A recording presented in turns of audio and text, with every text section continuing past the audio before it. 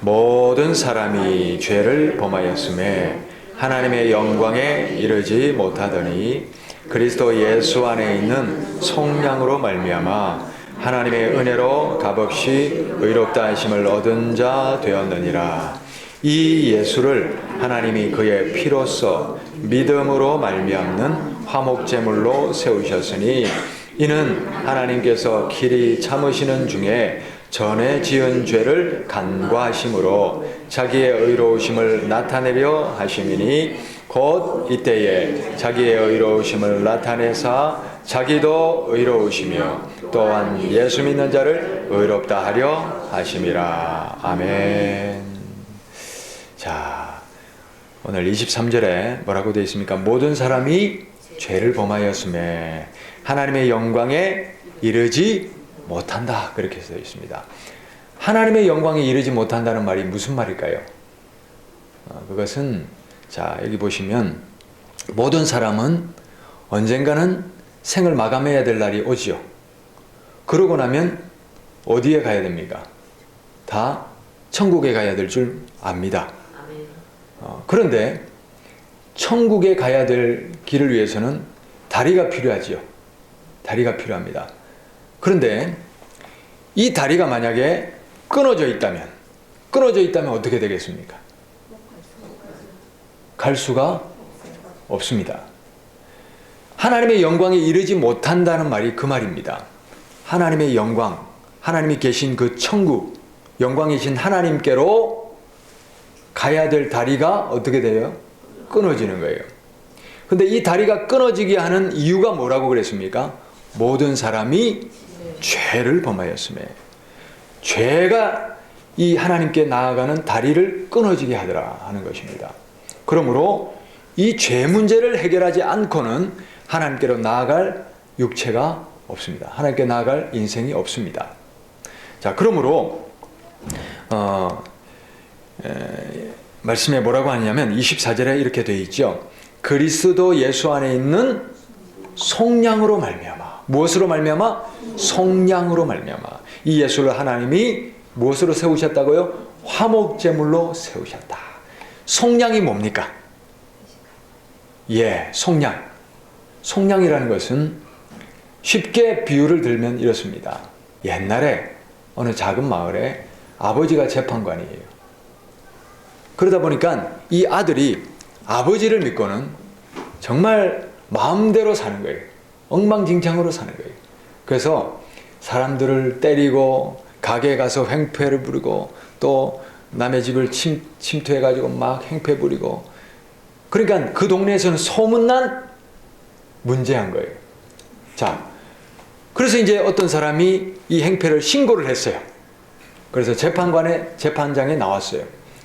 자, 그래서 그 아들은 아버지가 설마 자기를 유죄 선고하겠냐 생각을 했지만 아버지는 의로운 재판장이라 이 아들에게 벌금 1,000,000원 아니면 6개월 처한다 이러고 꽝꽝꽝 선고를 한 거예요.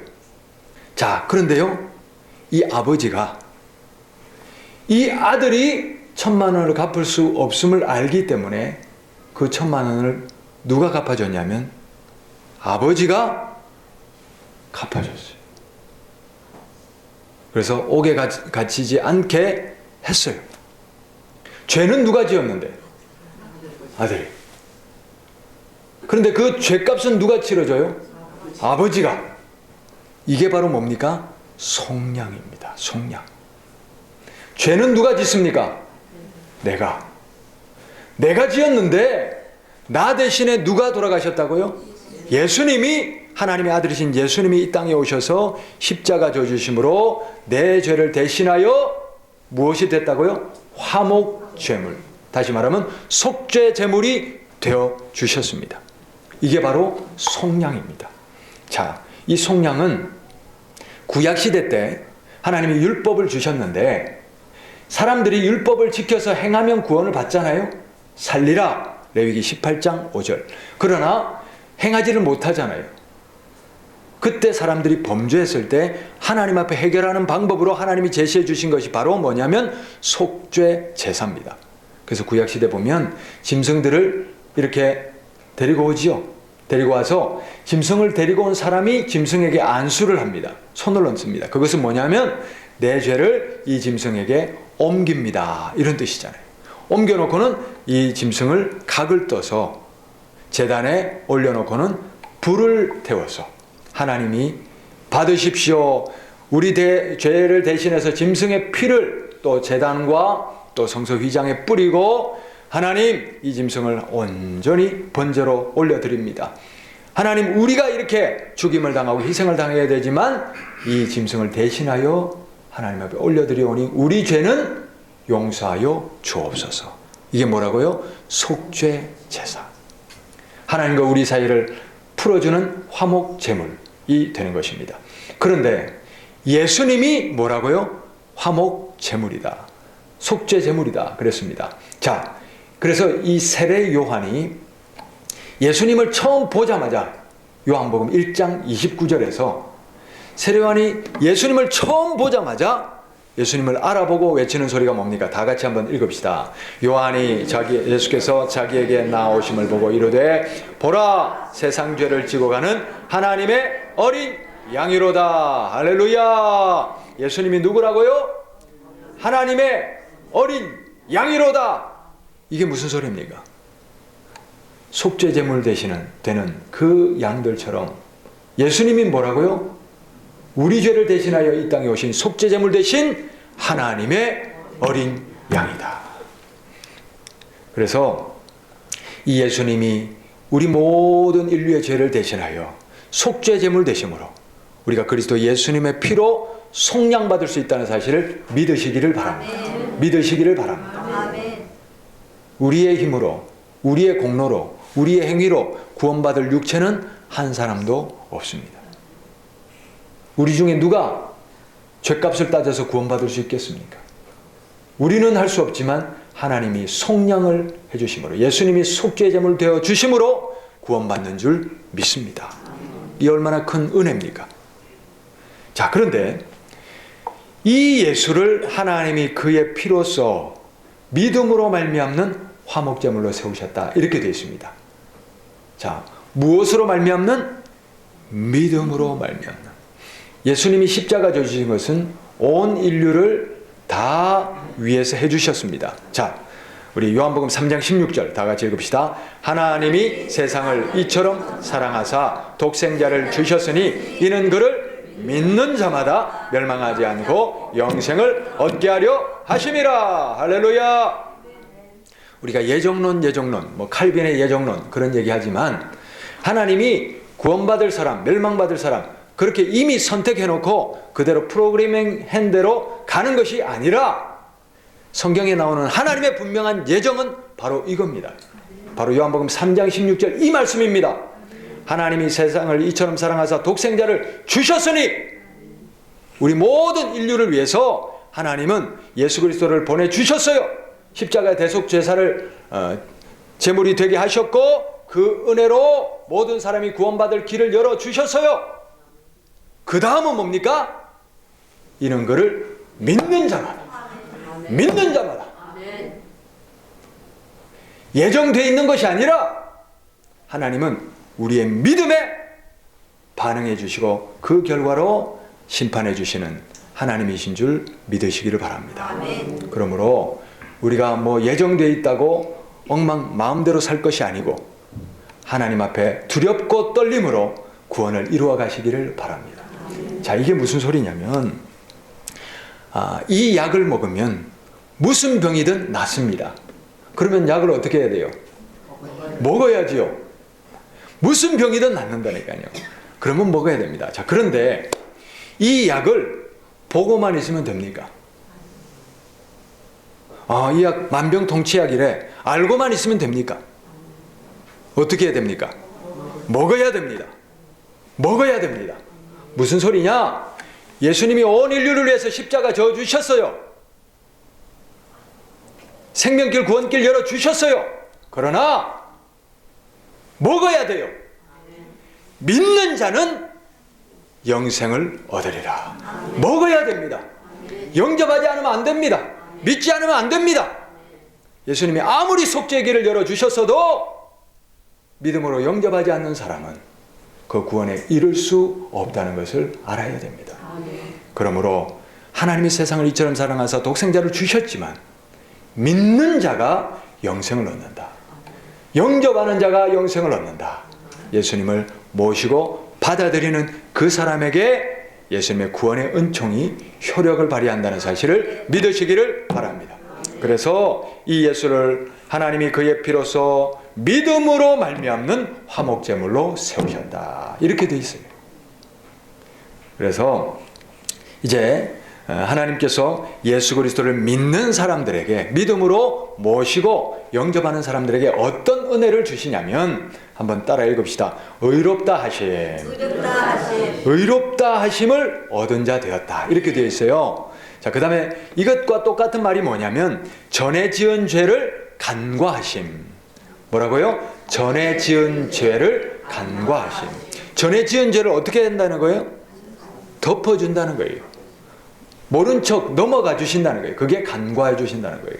그 다음에 또 이것과 같은 말이 뭐냐면 로마서 8장 1절에 나오는 정죄하지 않으신다는 말과 똑같은 말이에요.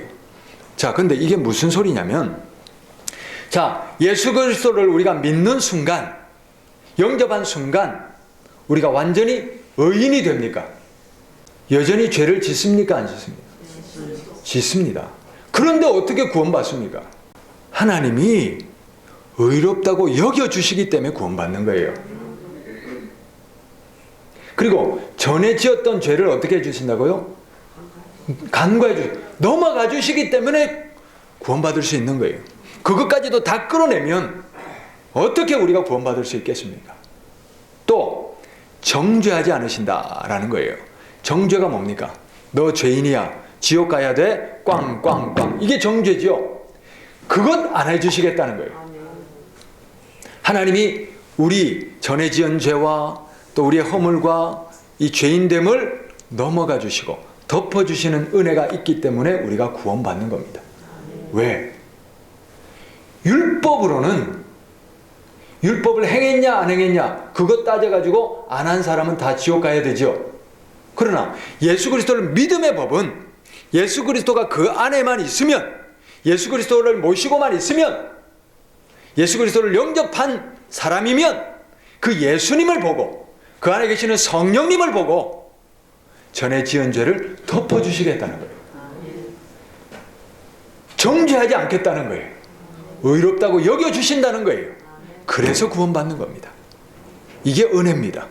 이게 은혜입니다. 내가 자격이 있어서 구원받는 것이 아니라 내 안에 계시는 예수 그리스도로 말미암아 예수님의 속죄제물 되심으로 말미암아 값없이 의롭다 하심을 얻은 자 되었느니라. 할렐루야. 자, 그런데 전에 지은 죄를 간과해 주신다 이랬죠. 제가 왜 오늘 이 말씀을 준비하게 됐냐면 제가 로마서 말씀을 다시 한번 이렇게 읽는 가운데 특별히 오늘 이 구절 전에 지은 죄를 간과해 주신다 이 말씀에 마음이 확 깨달음이 왔어요. 뭐냐면, 자, 많은 사람들이 예수를 믿으면 그리고 교회를 나오면 예수를 믿었기 때문에 이미 구원은 어떻게 됐다고 생각합니까? 따놓았다고 생각합니다. 그렇죠? 영접기도 시키는 이유가 뭡니까? 영접기도 시키고 구원을 선언을 해줍니다. 맞죠? 처음 듣는 얘기입니까? 예수를 믿으면 그때부터는 이미 구원은 어떻게 됐다? 받았다. 이렇게 선언을 해버립니다. 자, 그런데 그러면 예수 믿고 우리가 하나님 은혜 안으로 들어왔다는 것이 이제 앞으로는 어떻게 살든 마음대로 살아도 마음대로 죄 지어도 구원받는다는 말인가? 이게 자칫하면 모든 죄를 해결받았다. 앞으로 지을 모든 죄도 해결받았다. 그런 말로 오해될 수 있습니다. 그 다음에 또 뭐냐면 면죄부를 받았다. 하는 그런 말로 오해될 수도 있습니다. 자, 잘 한번 들어보시기 바랍니다. 뭐냐면 오늘 본문 말씀은 뭐라고 얘기합니까? 예수 그리스도를 믿음으로 구원주로 영접하는 순간 무슨 죄가 해결받았다고요? 모든 죄가 해결받았다고요? 앞으로 지을 죄가 해결받았다고요? 면죄부를 받았다고요? 아닙니다. 뭐라고요? 전에 지은 죄를 덮어주심으로. 이게 아주 중요합니다.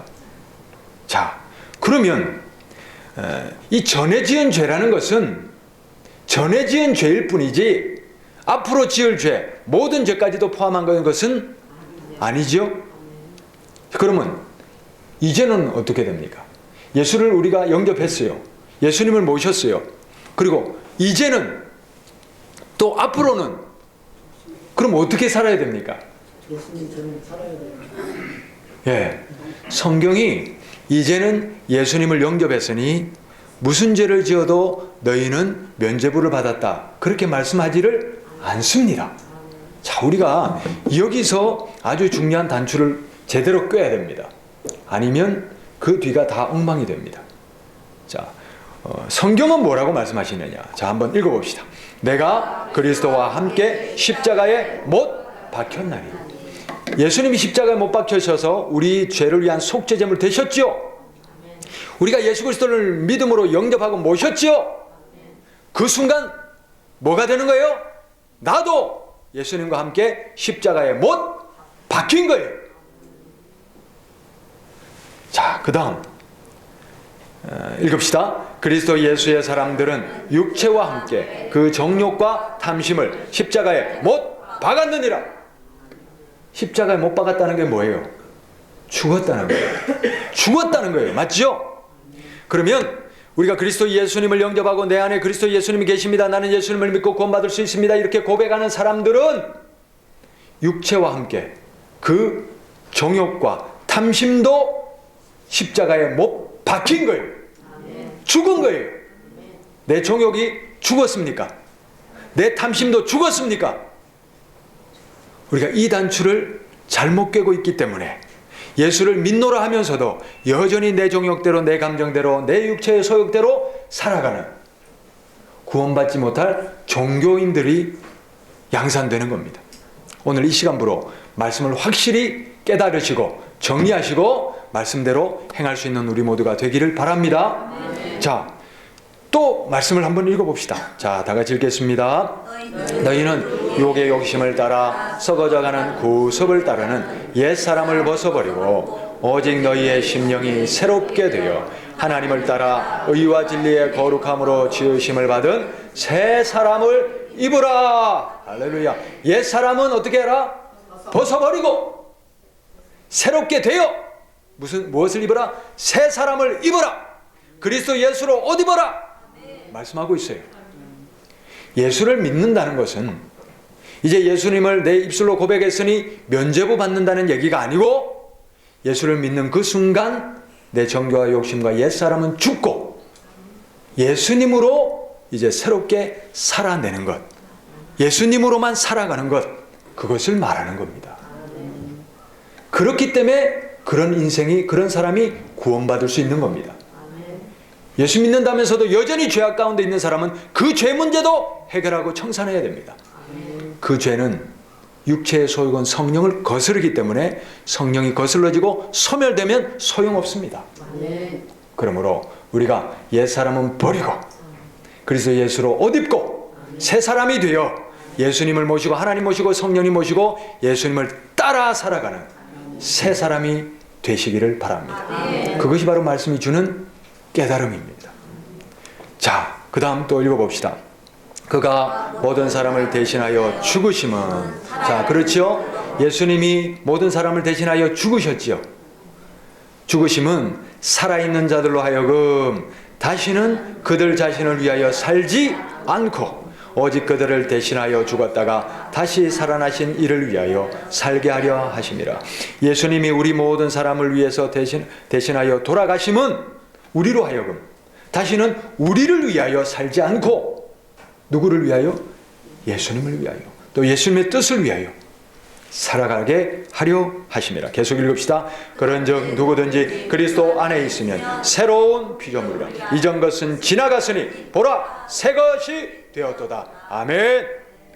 그리스도 예수 안에 있는 사람은, 그리스도 예수님을 모신 사람은, 내가 예수님 안에, 예수님이 내 안에, 그리스도 예수 안에 있는 사람은 새로운 피조물이라. 이전 것은 끝났으니 새 것이 되었도다. 새 것이 되시기를 바랍니다. 우리 모두 새 것이 됩시다. 옛사람을 벗어버립시다. 이제는 여전히 내 정욕대로, 내 육신의 욕망대로, 탐심대로 그렇게 살아갈 것이 아니라, 그것이 내 인생의 기준이 될 것이 아니라 그리스도 예수님이 우리의 삶의 기준이 되고 목표가 되고 목적이 되고 삶의 동기가 되고 이유가 되시는 그런 은혜가 있으시기를 바랍니다. 자, 그러므로 우리가 오늘 이 본문 말씀을 통하여 우리에게 반드시 깨달아야 될 것이 뭐냐면, 예수 그리스도를 우리가 믿고 영접하는 순간 어떻게 됐다고요? 전에 지은 죄는 용서받았습니다. 그러나 이제는 우리가 어떻게 해야 됩니까? 옛 사람을 벗고 예수님으로 옷 입고 새 사람으로 살아갑시다. 그것이 바로 육체의 소욕이 성령을 거스르고 성령의 소욕이 육체를 거스른다는 말씀. 또 로마서 8장 뒷부분에 있는 육신대로 살면 반드시 죽을 것이로되 영으로서 몸의 행실을 죽이면 살리니. 아멘. 이 말씀과 다 통하는 진리의 말씀입니다. 아멘. 우리 모두 이 진리의 교훈을 새기시고 이제는 내 정욕대로 욕심대로가 아니라 누구를 모시고? 예수님을 모시고, 예수님을 모시고 새 사람으로, 예수님이 주시는 새 마음과 새 영으로 살아내는 천국 백성들이 다 되시기를 바랍니다.